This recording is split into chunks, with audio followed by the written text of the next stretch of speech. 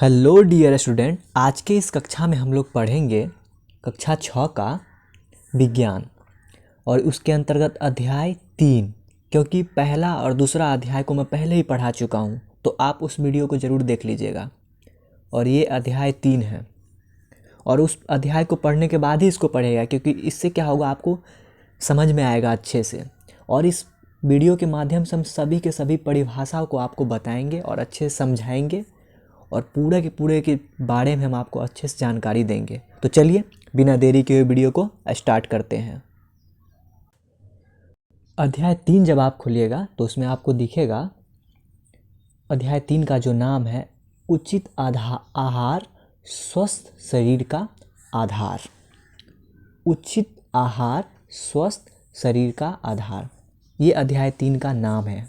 कक्षा 6 के जो जिज्ञासा किताब का आपका नाम है, उसके अध्याय 3 का ये नाम है। इसमें शुरुआत में ही कुछ संस्कृत का जो है ना श्लोक दिया हुआ है, वो आप एक बार पढ़िएगा, अपने से पढ़ने की कोशिश कीजिए। संस्कृत तो आप जरूर ही पढ़ रहे होंगे। उसमें लिखा हुआ है, कोरुक कोरुक कोरुक, हीत भूक मीत भूक ऋतु भूक। मतलब इसका अर्थ क्या है? इसका अर्थ है कौन निरोगी, कौन निरोगी, कौन निरोगी। मतलब इसका अर्थ निकल रहा है कौन निरोगी है।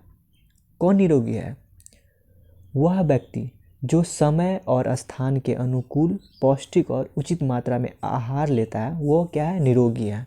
कितना अच्छा, ये छोटा सा संस्कृत के श्लोक से कितना बड़ा बात निकला हुआ। आखिर निरोगी कौन है? निरोगी वह है जो पौष्टिक और उचित मात्रा में आहार लेता है, वो क्या है? निरोगी है। तो ये संस्कृत के श्लोक का अर्थ था, आप समझ गए होंगे।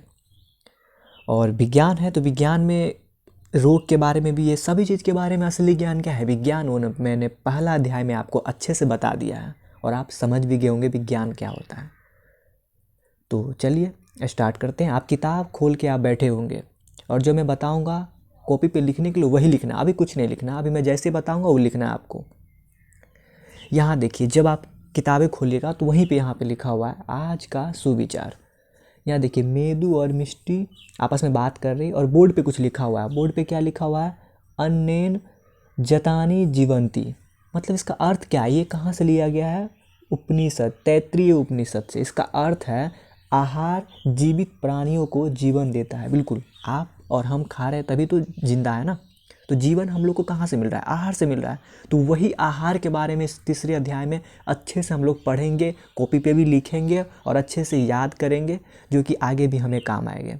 तो बहुत महत्वपूर्ण ये अध्याय है, इसको आप अच्छे से पढ़िएगा। आपके सामने आपको दिखाने वाले हैं अब अगले स्लाइड में कि ये आपके किताब में है, जो ज़रूरत है ना वही मैं आपको बताऊँगा। ये आप जब पेज पलटिएगा तो आपको ये दिखेगा, आपको ये मिल गया होगा। वहाँ पे देखिए क्या लिखा है, भारत के विभिन्न राज्यों के कुछ परंपरागत खाद्य पदार्थ। यानी भारत के विभिन्न राज्यों के कुछ परंपरागत खाद्य पदार्थ क्या हो, जैसे कि आप भी एक किसी न किसी राज्य में रहते होंगे। जैसे भारत में अभी वर्तमान में जो वीडियो बना रहा हूँ मैं, उसमें 28 राज्य और 8 केंद्र शासित प्रदेश है। उसी में से एक पंजाब भी है।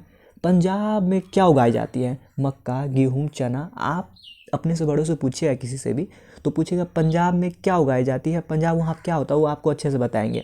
क्या क्या? मक्का, चना, दालें, ये सब उगाई जाती है। ये तो हम लोग के यहाँ भी उगाई जाती है, लेकिन ये लिखा हुआ है तो आपको समझना चाहिए। वहाँ के लोग क्या खाते हैं? मक्के की रोटी खाते हैं, सरसों के साग, ये सब खाते हैं। इसी तरह कर्नाटक में चावल, रागी, उड़द। मणिपुर में चावल, बांस, सोयाबीन, ये सब खाते हैं, उगाते हैं। और पीते क्या है? लस्सी। पंजाब के लोग लस्सी पीते हैं, छाछ पीते हैं, चाय पीते हैं, हम लोग भी पीते हैं। बस यही है कि वहाँ के बारे में बताया गया। ये सब जो है ना भोजन, ये आता कहाँ से है, इसमें क्या पाया जाता है, यही तो पूरा के पूरा अध्याय में हम लोग पढ़ेंगे और पूरा के पूरा अध्याय के बारे में अच्छे से जानेंगे। यही है। आपके सामने देखिए किताब है, किताब अभी ओपन हो रहा है।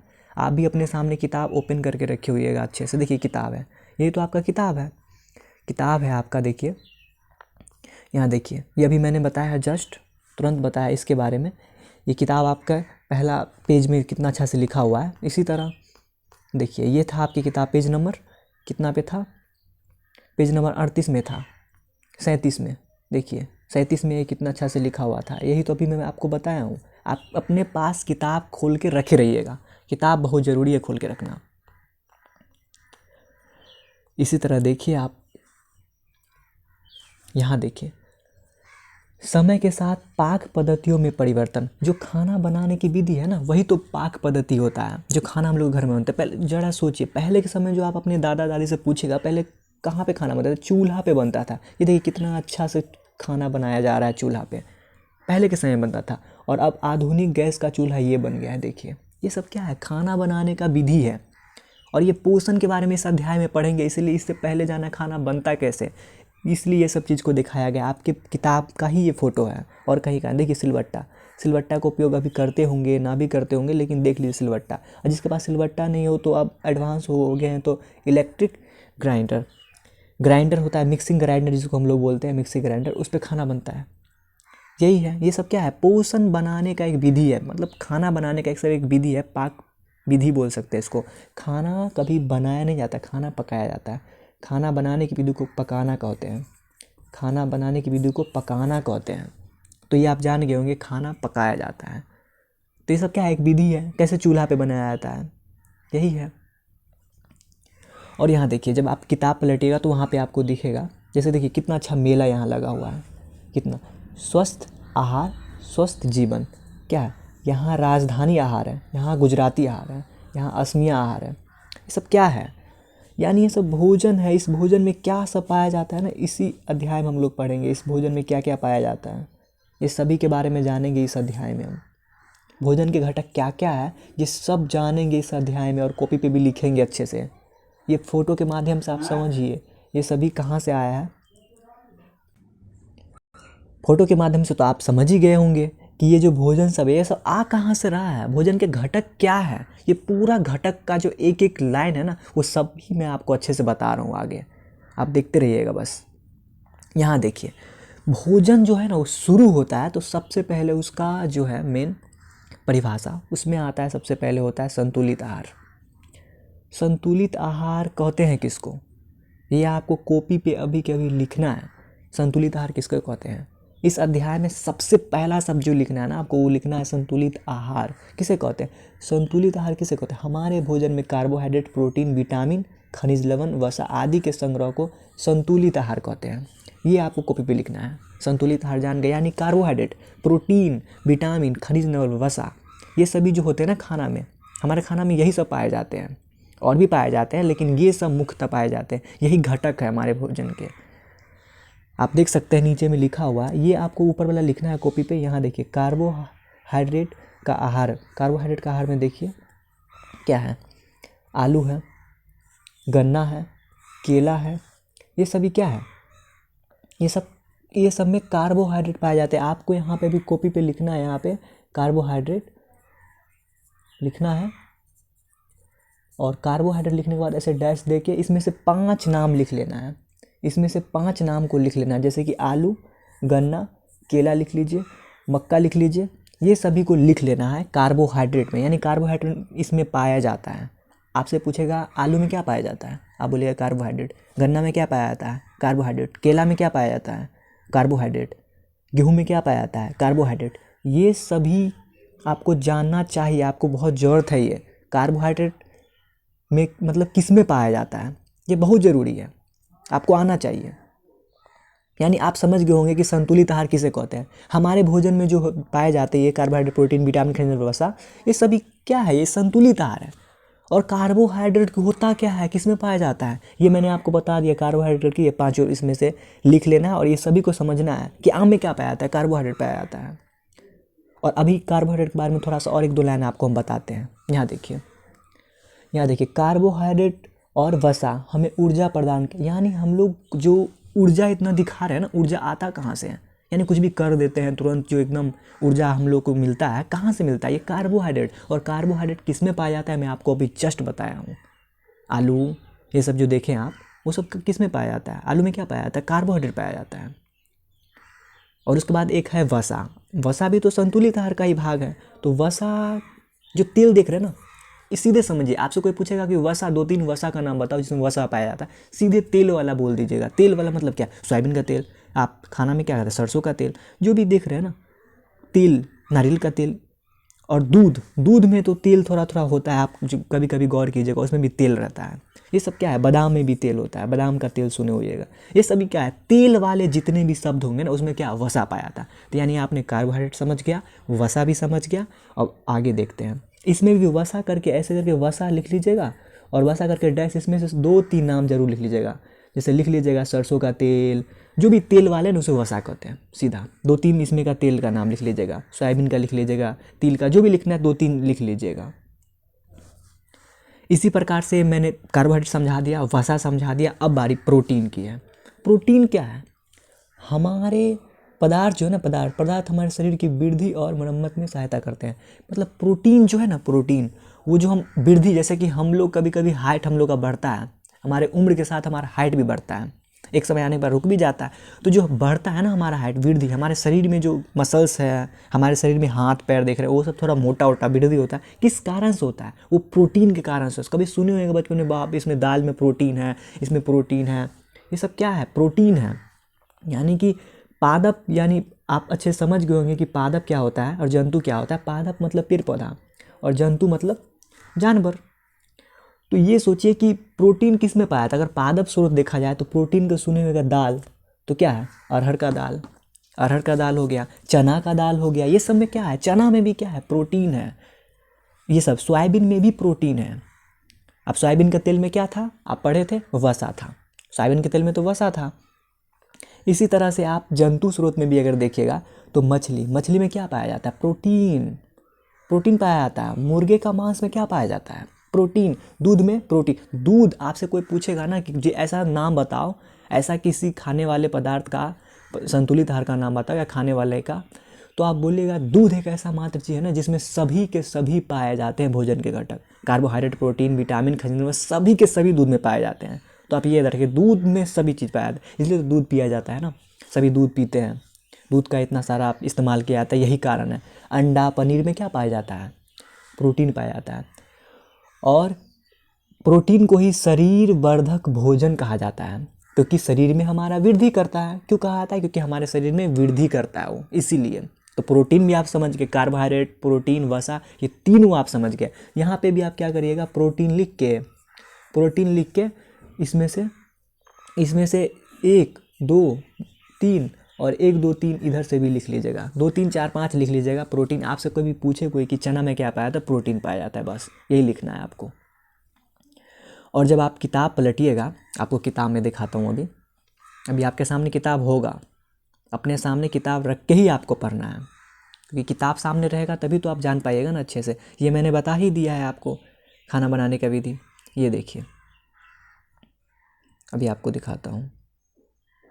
ये कार्बोहाइड्रेट के बारे में आपने जान ही गए। और इधर देखिए, वसा के बारे में भी जान गए, वसा भी आपको हम बताए हैं। और यहाँ देखिए,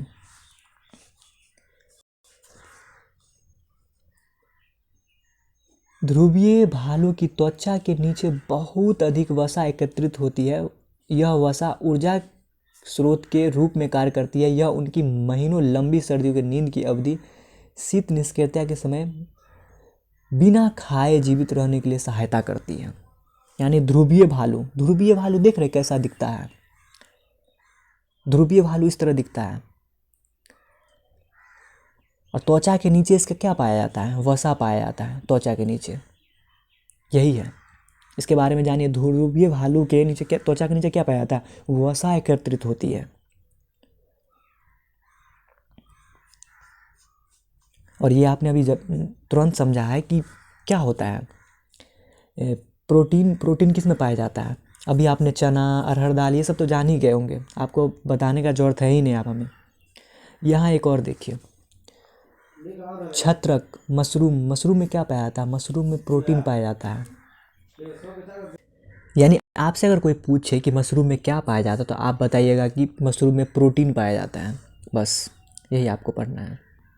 और थोड़ा सा याद करना, इसको लिखने का जरूरत नहीं है। यहाँ देखिए, पुराने समय में लंबी यात्राओं के दौरान नाविक अक्सर मसूड़ों में रक्तस्राव और सूजन से पीड़ित हो जाते हैं।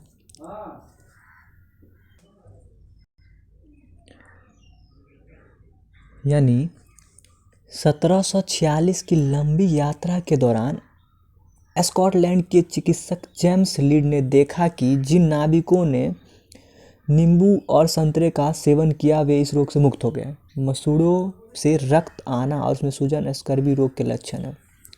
यानी आपके दांत से अगर खून आए ना, किसी को रक्त आए, तो समझ जाएगा उसको स्कर्वी रोग है। अगर आपसे कोई पूछे कि किसी स्कर्वी रोग होता है क्या, तो किसी के दांत से अगर खून आ रहा है ना, तो उसे स्कर्वी रोग है। तो इसे ठीक करने के लिए उसने क्या देखा, इसे एक सीख मिलता है एक अध्ययन से कि नींबू और संतरा यानी कि खट्टे चीज़ों का जो उस पर इस्तेमाल होता है ना, इससे इस रोग खत्म हो जाता है।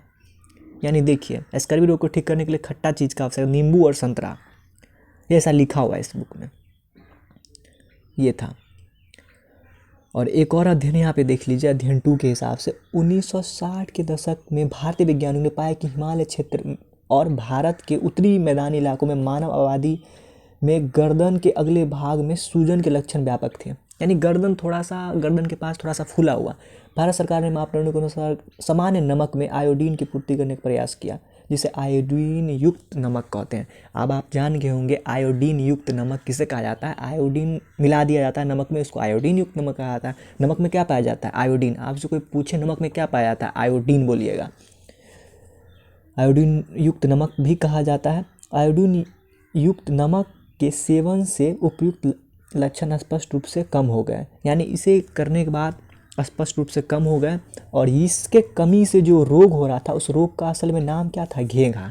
यानी आपसे कोई पूछे कि आयोडीन की कमी से कौन सा रोग होता है, तो आप सीधे बोलेगा घेंघा। घेंघा की जो रोग है किसके कमी से होता है, आयोडीन की कमी से होता है। किसके कमी से होता है, आयोडीन की कमी से। तो आप जान गए होंगे।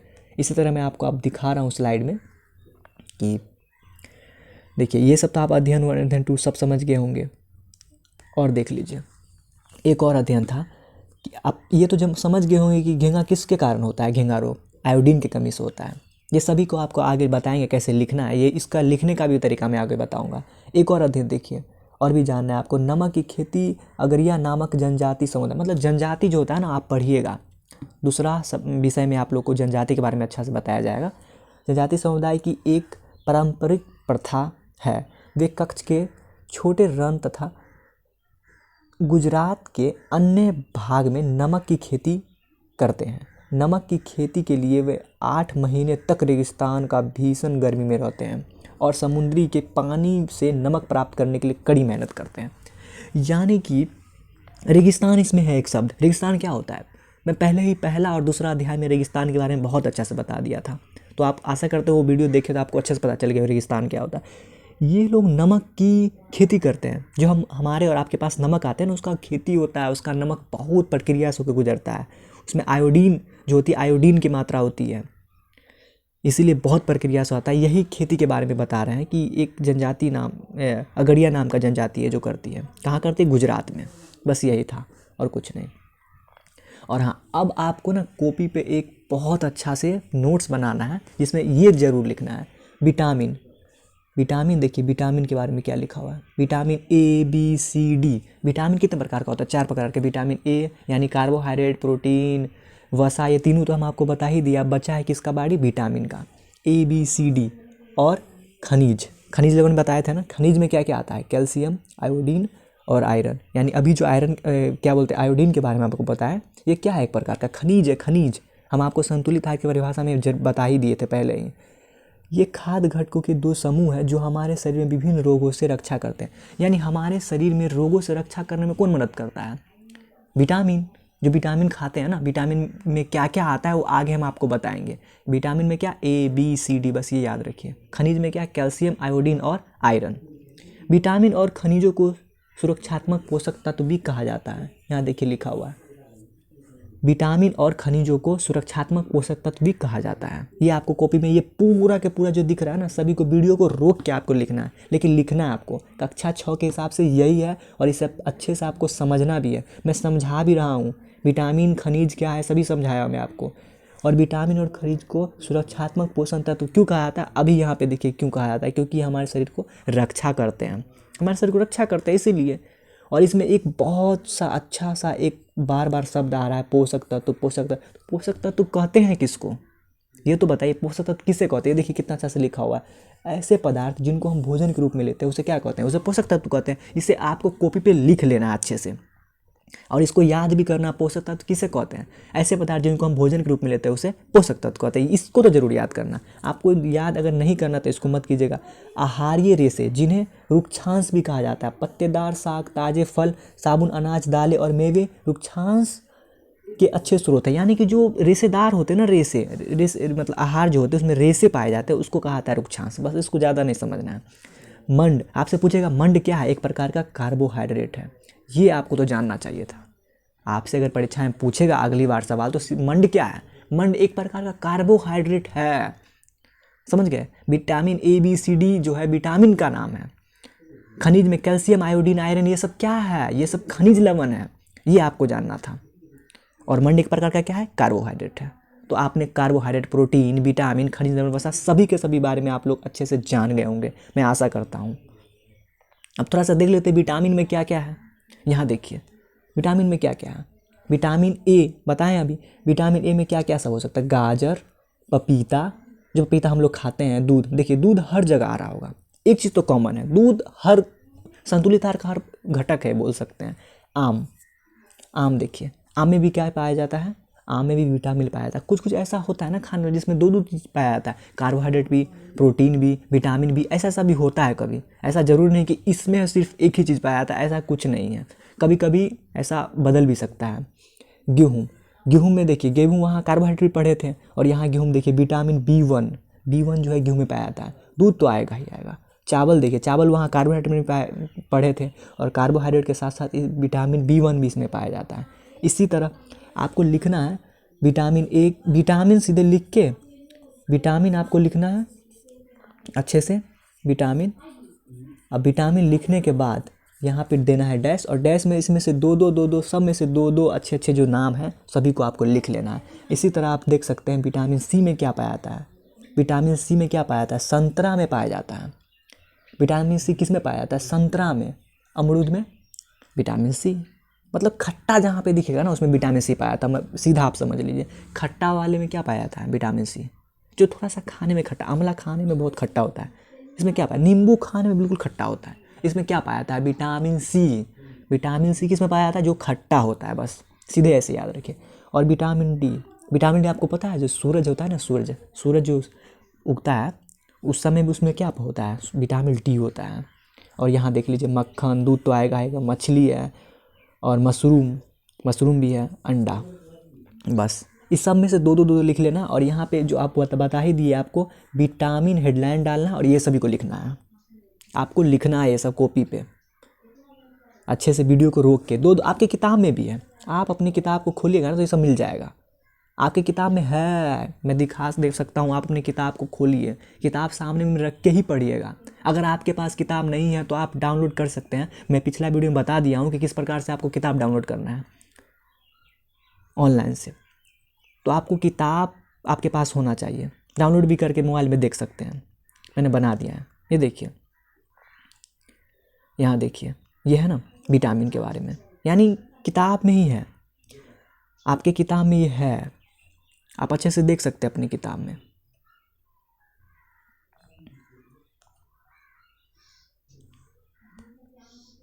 अब आगे देखेंगे पेज नंबर 43 में, आगे देखेंगे कि यहाँ पे विटामिन ए दिख रहा है, विटामिन आगे दिखेगा विटामिन बी, विटामिन सी, ये सभी के बारे में आप एक बार अच्छा से और डिटेल में देख लीजिए। इसको आपको कॉपी पे नहीं भी लिखेगा, बस आपको मेन पॉइंट हम बता देते हैं किस तरह से आपको याद करना है। यानी विटामिन ए की कमी से कौन सा अभावजन रोग क्या होता है, मैं अभी जस्ट आपको बताऊंगा। तो यानी कि विटामिन ए की कमी से कौन सा रोग होता है, तो आप सीधे बोलेगा रतौंधी। यहाँ पे लिखा नहीं, लेकिन आप अपने कॉपी में, किताब में होगा आपके पास, तो उस किताब में इतना जगह जो बचा हुआ है लास्ट से, इस बीच में आप रतौंधी लिख लीजिएगा। यानी विटामिन ए की कमी से कौन सा रोग होता है, रतौंधी। अब जान गए आप अच्छे से। और इसको बस थोड़ा सा पढ़ लेना है कि रतौंधी यानी किस में होता है रोग, आँख में होता है, आँख का रोग है, आँख का रोग है। इससे क्या होता है, दृष्टि का ह्रास या क्षति, यानी ये बड़ा शब्द में लिखा है, लेकिन रतौंधी आप जानिए, आँख से कोई दिखता नहीं है इसको रतौंधी, देखिए तो रतौंधी लिखा भी हुआ है। तो विटामिन ए की कमी से कौन सा रोग होता है, रतौंधी, बस यही याद करना है। आपसे अगर मैं पूछूँ विटामिन ए की कमी से कौन सा रोग होता है, तो आप बोलिएगा सीधे रतौंधी। इसको ठीक करने का क्या क्या स्रोत है, पपीता खाइए, गाजर खाइए, आम खाइए, दूध। ये आप अगर समझना है इसको आपको सिर्फ, लेकिन याद क्या करना है, विटामिन ए की कमी से कौन सा रोग होता है, रतौंधी। इसी तरह आप देखिए विटामिन B1 की कमी से कौन सा रोग होता है, बेरी। विटामिन बी की कमी से बेरी। विटामिन बी की कमी से कौन सा रोग होता है, बेरी। और बेरी होता क्या है, यहाँ देखिए सूजन होता है हाथों और पैरों में, जलन, यही सब होता है। और क्या है, झंझनाहट, सांस लेने में परेशानी, आपको B1 के सामने दिखा हुआ है। लेकिन आपसे सीधे भी जैसे विटामिन ए की कमी से कौन सा रोग होता है, रतौंधी। विटामिन बी की कमी से बेरी। ये दोनों आपको याद हो गया होगा अच्छे से। अगर नहीं हो रहा है तो आप इसको लिख लीजिएगा, जैसे मैं बोल रहा हूँ विटामिन ए, जैसे जैसे बोल रहा हूँ ना वैसे से लिए। विटामिन ए की कमी से कौन सा रोग होता है, रतौंधी। विटामिन बी से रतौंधी। इसी तरह है विटामिन सी। विटामिन सी की कमी से स्कर्वी के बारे में जस्ट अभी हम लोग थोड़ा सा पढ़े थे उस पेज में, ऊपर वाले पेज में पढ़े थे बहुत अच्छे से, स्कर्वी क्या होता है। आप देखिएगा आपकी किताब में भी एक लिखा हुआ है स्कर्वी, एक कहानी नाव वाला जो था। तो स्कर्वी में क्या होता है, मसूड़ों से खून आना, दांतों से खून जो आता है, अभी बताया था आपको, वही है। तो यानी विटामिन सी की कमी से स्कर्वी। इसको लिख लीजिएगा आप चाहे तो अपने से, ऐसे विटामिन सी और ऐसे करके तीर करके स्कर्वी लिख लीजिए, आप चाहे तो लिख सकते हैं। विटामिन ए की कमी से रतौंधी, विटामिन बी की कमी से बेरी, विटामिन सी की कमी से स्कर्वी, 3 हो गया लिखने के लिए। और विटामिन डी की कमी से क्या होता है, रिकेटस क्या होता है, अस्थि मतलब हड्डी का मुलायम होकर मुड़ जाना। हड्डियों का मतलब अस्थि जो होता है ना, अस्थि का मतलब होता है हड्डी जो मुड़ जाता है ना, उसको बोला जाता है रिकेटस, यही होता है। यानी विटामिन डी की कमी से कौन सा रोग होता है, rickets. Vitamin A, vitamin B, vitamin C, vitamin D के बारे में आप अच्छे से जान गए होंगे। आप चाहे तो लिख सकते हैं विटामिन डी, ऐसे तीर करके लिख दीजिएगा रिकेटस, और इसको याद कर लीजिएगा अच्छे से। आपको बहुत आगे क्लास 6, 7, 8 आगे बहुत काम आएगा, इसीलिए चारों को लिख लीजिएगा। इसी तरह कैल्शियम है, आपको बताया था कैल्शियम खनिज है, अच्छा से बताया। कैल्शियम की कमी से क्या होता है, अस्थि और दंत क्षय।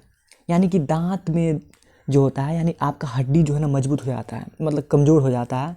आपका हड्डी अगर कमज़ोर हो जाता है, आपको क्या, किस चीज़ का कमी हो गया है, कैल्शियम का। और कैल्शियम को ठीक करने के लिए क्या पीना पड़ेगा, दूध पीना पड़ता है, इसीलिए कैल्शियम इससे ठीक हो जाता है। और दंत क्षय, यानी दांत में बहुत तरह का समस्या हो जाती है, इसका कारण क्या है, कैल्शियम। यानी कैल्शियम के कारण कौन सा रोग होता है, दंत क्षय। आपको ये याद रखना है, कैल्शियम की कमी से कौन सा रोग होता है, दंत क्षय।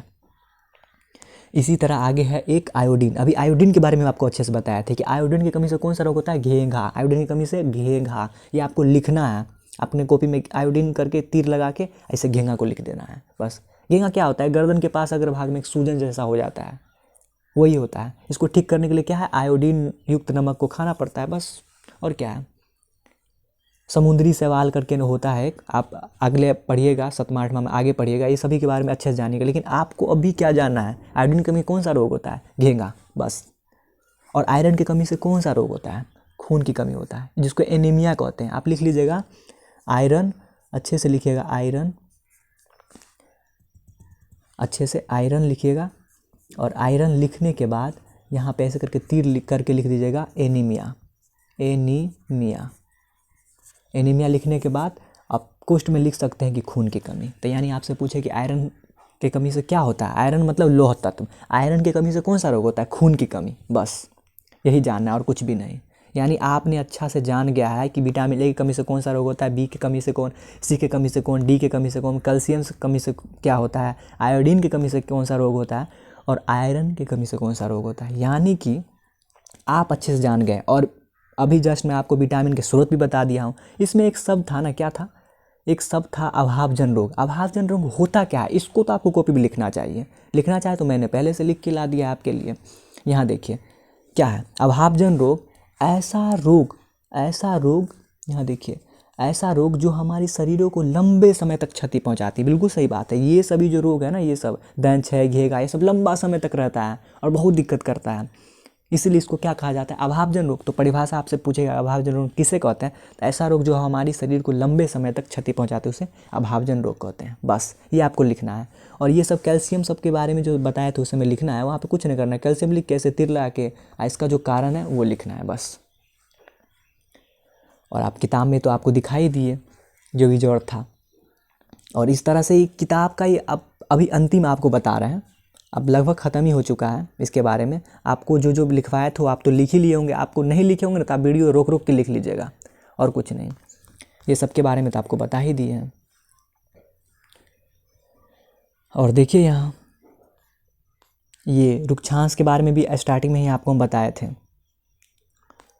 यहाँ देखिए एक वैज्ञानिक है, वैज्ञानिक के बारे में उनका परिचय है, देखिए आप क्या है, गोलुथुर गोपालन वैज्ञानिक का नाम है, ने भारत के पोषण अनुसंधान की शुरुआत की। उन्होंने 500 से अधिक भारतीय खाद्य पदार्थों को उनके पोषण मूल्य के आधार के विश्लेषण किया और भारतीय संदर्भ में एक उपयुक्त आहार की संस्तुति की।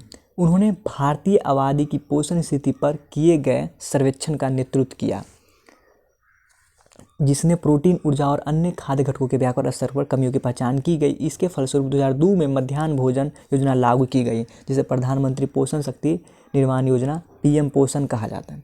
यह योजना का उद्देश्य भारत के सरकारी और सरकारी सहायता प्राप्त स्कूलों में संतुलित आहार उपलब्ध कराना है। इस योजना ने देश भर के करोड़ों बच्चों के स्वास्थ्य और पोषण को बेहतर बनाने में भूमिका निभाई। यानी एक व्यक्ति थे जिनका नाम, वैज्ञानिक थे जिनका नाम था कोलुथुर गोपालन, जो पोषण के लिए क्या उनका योगदान था ना, यही इसके बारे में लिखा हुआ है। यानी कोलुथुर गोपालन का क्या योगदान था, पोषण के स्तर पे था तो योगदान, बस ये जानना था। और पोषण के बारे में आप एक एक बारे में आप जान के होंगे कि पोषण क्या होता है। पोषण कहते किसको, यहाँ देखिए एक संतुलित आहार लिखा है। संतुलित आहार का परिभाषा सहित मैंने आपको स्टार्टिंग में ही बता दिया था। यहाँ देखिए जब कोई भी आप सामान खरीदते हैं ना दुकान में जाके, तो वहाँ पे क्या होता है, वहाँ पे आप जब खरीदते हैं तो उसके पीछे पैकेट में देखिए, कोई भी सामान खाने वाला पैकेट में देखिएगा, उसका एनर्जी के बारे में लिखा होगा, वसा के बारे में, कार्बोहाइड्रेट के, प्रोटीन के बारे में, रेशा के बारे में लिखा ही रहता है अक्सर। इस समय से 2-3-4 तो पक्का। बस यही है कि यहाँ ऊर्जा हिंदी में लिखा हो, वहाँ पे एनर्जी लिखा रहेगा, एनर्जी। जैसे वसा है तो वहाँ पे फैट लिखा होगा, फैट जरूर लिखा होगा। देखिएगा आप अपने सामने में एक रखिएगा खाने वाला, उसमें देखिएगा एनर्जी लिखा होगा, फैट जरूर लिखा रहता है कितना है, उसको देना पड़ेगा। ये नियम है हमारे सरकार का।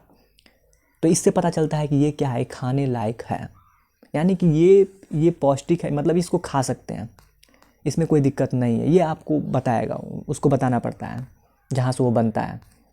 इसी तरह एक और है, हर चीज़ के खाने वाला में ना आपको एक FSSAI लिखा ही रहता है। ऐसा क्यों पता है? क्योंकि ये क्या है, भारतीय खाद्य सुरक्षा और मानक प्राधिकरण है, सरकारी एजेंसी है जो गुणवत्ता और नियंत्रित करता है किसी भी खाने वाले सामान का। यानी आप अभी जाइए कुछ भी खरीदिए खाने वाला, उसमें पीछे में FSSAI जरूर लिखा होगा। ये देखिए FSSAI जरूर लिखा रहेगा। क्यों? क्योंकि इससे गुणवत्ता का पहचान हो तो वो सही है कि गलत है, यानी लिखा रहता है वो, ये खाने का पहचान करता है, यही है। एक और देखिए यहाँ पे क्या है, मिलेट। मिलेट किसको कहा था? मोटा अनाज जो होता है ना उसको मिलेट कहा जाता है। जैसे सावा, देखिए सावा है एक खाने वाला, उसको क्या कहा था? मोटा अनाज कहा था। मोटा अनाज जहाँ भी आपको दिख रहा है ना उसे क्या कहा था? जैसे क्या हो सकता है मोटा अनाज में? ज्वार, बाजरा, रागी, ये सब क्या है? ये सभी होता है। क्या होता है? इसको मिलेट कहा जाता है और कुछ नहीं। मिलेट भी आप जान गए अच्छे से। और यहाँ एक और देखिए, फूड माइन क्या होता है? फूड माइन के बारे में आप थोड़ा सा समझिए। खेत से कैसे थाली तक आता है। किसान द्वारा गेहूँ उगाया जाता है, आपको अच्छे से पता है। और उसके बाद उसको क्या किया जाता है? अनाज की मड़ाई और ओसाई, उसको बढ़िया से ओसाई किया जाता है, काटा जाता है। जो खेती जो होता है उसको, खेती करने के बाद उसको काटा जाता है। काटने के बाद बोरी में भर के उसको आगे की तरफ पहुँचाया जाए, या तो आप दुकान में भेजते हैं या किसी व्यक्ति को देते हैं, जो भी करते हैं आप। उसको अनाज बोरा में डाल के कहीं और पहुँचाते हैं। उसको क्या करता है? उसको मशीन में रिफाइनरी किया जाता है, उसको स्वस्थ किया जाता है ताकि वो खाने लायक बने अच्छे से। उसके बाद क्या है? दुकान, खुदरा दुकान में जाता है और वहाँ से हमारे खाना तक आ जाता है बन के। यानी यही समझाया गया है कि रोटी की कहानी खेत से लेकर थाली तक कैसे पहुँचता है, तो आपको पहले से ही पता है, इसको बताने का ज़रूरत है ही नहीं है हमें। इस प्रकार से मैंने सभी के सभी शब्द के बारे में, एक एक शब्द के बारे में आपको अच्छे से बताया। आपने कार्बोहाइड्रेट समझ गया, पाक पद्धति समझ गया, अभावजन्य वसा भी समझ गया, आहार के घटक क्या क्या थे वो भी समझ गया, खाद्य मिल भी जान गया, अभी आयोडीन युक्त नमक क्या होता है ये भी जान गया, मोटा अनाज के बारे में, खनिज के बारे में भी जान गया। इधर पोषक तत्व, प्रोटीन, रिकेटस, आहारीय रेशा, स्कर्बी, विटामिन, ये सभी के सभी के बारे में ना मैंने बताया, लिखवाया भी और समझाया ही। आशा करता हूँ ना आप इसे आगे याद करने के लिए कॉपी में ज़रूर लिखिएगा और अच्छे से समझ गए होंगे। इसी तरह से आप ये सारांश देख रहे हैं ना, मुख्य बिंदु आपको अच्छे से पढ़ लेना है घर में। संपूर्ण भारत में लोग विविध प्रकार के आहार लेते हैं जिसमें विभिन्न घटक उपस्थित होते हैं, यानी कि आपको अपने से पढ़ना है। ये हमें बताने का जरूरत नहीं, क्योंकि मैं जो इतना बताया ना उसी में से बात सब है। जैसे देखिए, आहार हमें ऊर्जा प्रदान, बिल्कुल ऊर्जा प्रदान करती है, तो यही बात है, आपको अच्छे से अपने से पढ़ लेना। लेकिन मैंने जो लिखवा दिया है ना सभी के बारे में, प्रोटीन के नाम बताइए 2-3, जैसे दाल है, दाल में क्या पाया जाता है? प्रोटीन। जो भी जिसमें पाया जाता है ना, वो जैसे कि सरसों के तेल में क्या पाया जाता है? अगर आपसे मैं पूछूं पढ़ने के बाद तो क्या बताइएगा? सरसों के तेल में वसा पाया जाता है, तुरंत बताइएगा आप। सीधे विटामिन ए कमी से कौन सा रोग होता है? आप बोलेगा रतौंधी। क्यों ऐसा बोले? क्योंकि मैंने आपको लिखवा दिया है, समझदार अच्छा समझा दिया है। इसी तरह के आगे भी वीडियो पाने के लिए हमारे चैनल को सब्सक्राइब जरूर कर लीजिएगा। और एक एक सवालों को जो है ना मैं बताऊंगा, ये भी सवाल को बताऊंगा। वैसे आप बना भी सकते हैं खुद से। देखिए, इसमें से चुनना है असंगत को। ज्वार क्या है, बाजरा क्या है, रागी क्या है, ये सब क्या है? मोटा भी अनाज आप पढ़ें, मोटा अनाज है। चना क्या है? इसमें प्रोटीन है, बस अलग हो गया। इसी तरह से बनाना, आगे बताऊँगा मैं किस तरह बनाना है। लेकिन आपके तीसरे अध्याय में जो भी थ्योरी था, नोट्स था, वो मैंने सभी के सभी आपको अच्छे से बता दिया। आशा करता हूँ आप चैप्टर को, अध्याय को अच्छे से समझ गए होंगे। और वीडियो अगर अच्छा लगा तो लाइक कर दीजिएगा। और हाँ, पहला दूसरा लेक्चर आप देख ही लिए होंगे, अब तीसरा भी आप देख लिए, अब चौथा आने वाला उसको भी ज़रूर देख लीजिएगा। धन्यवाद।